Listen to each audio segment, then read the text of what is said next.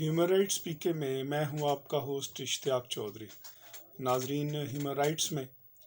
گفتگو کریں گے جو لیٹسٹ ڈیولپمنٹ ہوئی ہے امینڈمنٹ الیکشن ایکٹ 2017 میں، اور آرٹیکل اس کا جو سیکشن 181 ہے اس میں کلاز اے کا اضافہ کیا گیا ہے،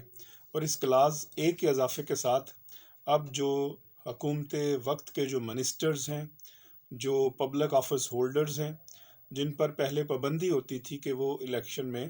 کمپین کا حصہ نہیں بنیں گے ایز پر لا، اب وہ جو منسٹرز ہیں جو وہ آلریڈی الیکشن کمپین کا حصہ بن سکیں گے۔ یعنی کہ اس وقت جیسے جو حکومت ہے، الیکشن قریب آ رہے ہیں اور الیکشن کا اناؤنس ہوتا ہے، تو جو بھی ایون اس وقت کی حکومت وہ کے جو منسٹرز ہیں وہ بھی اس الیکشن کمپین کا حصہ بن سکیں گے،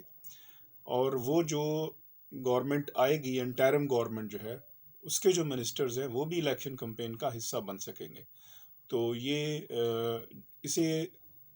کسی بھی طرح آپ ایک جمہوری جو ہے دفعہ نہیں کہہ سکتے اور ایک جمہوری ڈیولپمنٹ نہیں کہہ سکتے، کیونکہ دنیا بھر میں الیکشن کمیشن کو جب یہ ذمہ داری دی جاتی ہے کہ وہ آزاد ہے، وہ تمام ایگزیکٹو اتھارٹیز اس کے تابع ہیں الیکشن کمیشن کے، تو اس امینڈمنٹ سے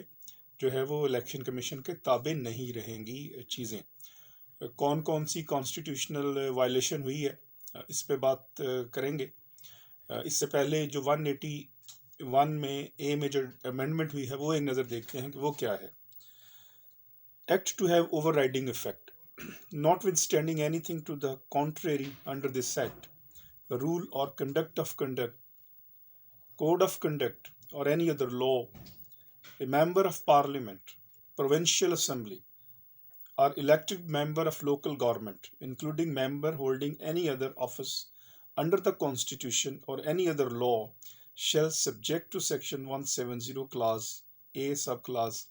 5175 of section 180 and 181 and 182 may visit or address public meetings in any area or constituency during election campaign۔ یعنی کہ کوئی وزیر ہے، کوئی لوکل گورنمنٹ کا چیئرمین ہے، کوئی بھی پبلک آفس ہولڈر ہے، کوئی بھی آفیسر ہے حکومت کا، وہ الیکشن کمپین میں باقاعدہ حصہ لے سکے گا اور الیکشن کو ایک طرح سے منیور کر سکے گا۔ تو یہ جو امینڈمنٹ ہے یہ ناٹ ود اسٹینڈنگ کے ساتھ جب اس کو کہہ دیا تو اس کا مطلب یہ ہے، قانون کی زبان میں اس کا اوور رائڈنگ افیکٹ ہے۔ اوور رائڈنگ افیکٹ کا مطلب یہ ہے کہ جو تمام قانون ہے، جو الیکشن ایکٹ پورے کا پورا ہے، اگر کسی جگہ یہ کہا بھی گیا ہے کہ پبلک آفس ہولڈر یا کوئی منسٹر یا کوئی جو پبلک آفس کو ہولڈ کرتا ہے شخص وہ کمپین میں حصہ نہیں لے سکتا، کوئی سرکاری ملازم کسی بڑے عہدے پہ ہے، تو وہ تمام جو کہی ہوئی بات ہے وہ اس بات کے تابع ہو جائے گی۔ یہ اس کا مطلب ہے اوور رائڈنگ افیکٹ کا۔ اب دس از انکانسٹیٹیوشنل۔ دو امینڈمنٹ ہوئی جو ہمیں سائبر لا میں جو آئی پیکا کے اندر، اور سب لوگ اس کی طرف لگے ہوئے ہیں پیکا میں جو امینڈمنٹ آئی ہے، اور اس طرف ابھی اس طرح کی توجہ نہیں ہے، اور اسی میں انہوں نے یہ امینڈمنٹ ایک آرڈیننس کے ذریعے جو ہے وہ کر لی ہے۔ کون کون سے 3 آرٹیکل جو ہیں وہ آئین پاکستان کی وائلیشن میں ہے، یہ جو امینڈمنٹ ہے وہ ہے آرٹیکل 218، آرٹیکل 219 اور آرٹیکل 220 جو آئین پاکستان کا ہے، اس وقت میرے ہاتھ میں ہے، اس کی وائلیشن میں ہے یہ۔ 218 کیا کہتا ہے؟ 218 کہتا ہے کہ الیکشن کمیشن انشور کرے گا کہ الیکشن جو ہیں وہ بالکل کرپٹ پریکٹسز سے پاک ہوں، وہ فری اینڈ فیئر ہوں،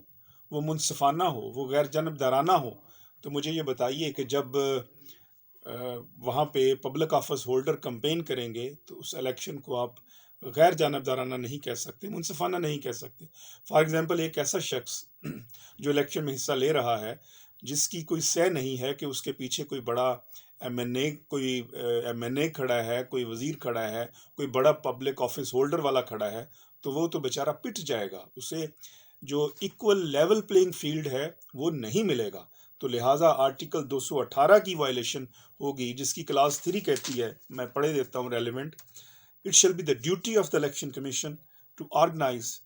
and conduct the election and to make such arrangements as are necessary to ensure that election is conducted honestly, justly, fairly in accordance with the law and corrupt practices are guarded against. मुझे ये बताइए कि honestly, fairly, justly तो नहीं हो सकेगा, इस आइन के आर्टिकल 218 की वायलेशन हुई है। फिर आर्टिकल जो 219 कहता है ड्यूटीज ऑफ द कमिश्नर जो है वो इफेक्ट करेंगी इस अमेंडमेंट के ज़रिए, ये जो ऑर्डिनेंस के ज़रिए की हैं। फिर उसके बाद जो आर्टिकल 220 यानी 220 है जो आईने पाकिस्तान का, जो ये कहता है कि एग्जेक्टिव अथॉरिटीज़ जितनी भी हैं वो असिस्ट करेंगी कमिश्नर को, यानी कि आर्टिकल जो 220 है इसकी भी वायलेशन हुई है। आर्टिकल 220 क्या कहता है? It shall be the duty of all executive authorities in the federation and in the provinces to assist the commissioner and the election commission in the discharge of their functions। यानी कि article 220 कहता है कि जो federation के जो मुलाजमीन हैं तमाम, जो ऑफिसर्स हैं तमाम, जो पब्लिक ऑफिस होल्डर हैं तमाम, और जो सूबे के जो मुलाजमीन हैं तमाम, जो पब्लिक ऑफिस होल्डर हैं सूबे के वो तमाम, ये तमाम जो है ये असिस्ट करेंगे इलेक्शन कमीशन को ताकि जो इलेक्शन है वो मुनसिफाना और गैर जानबदाराना हो सके।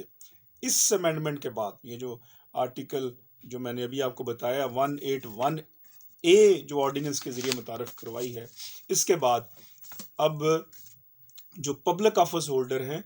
वो इलेक्शन कमीशन को असिस्ट नहीं करेंगे, बल्कि वो अपने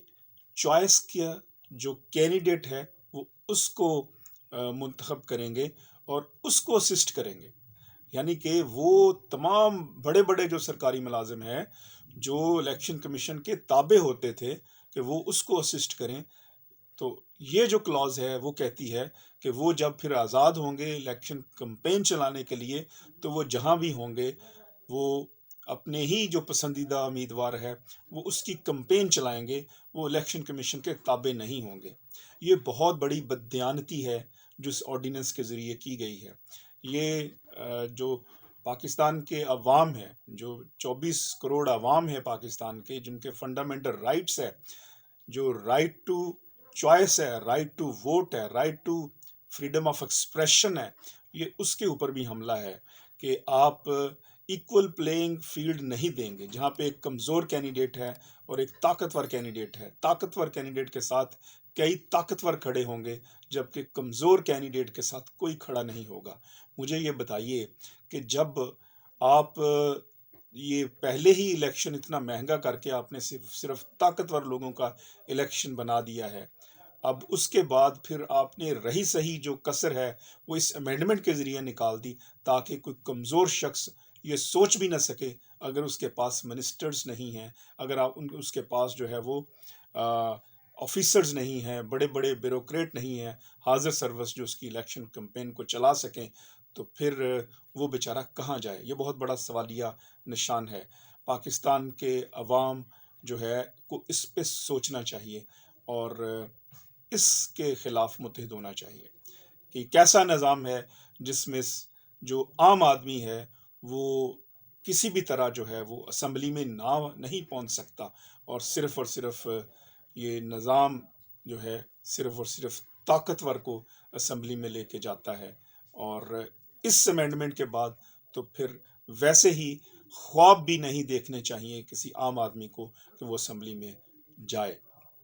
ह्यूमन राइट्स से मुझे इजाज़त दीजिएगा। ह्यूमन राइट्स में जाने से पहले ह्यूमन राइट्स पीके को ज़रूर सब्सक्राइब करें क्योंकि ये आपकी आवाज़ है। वस्सलाम।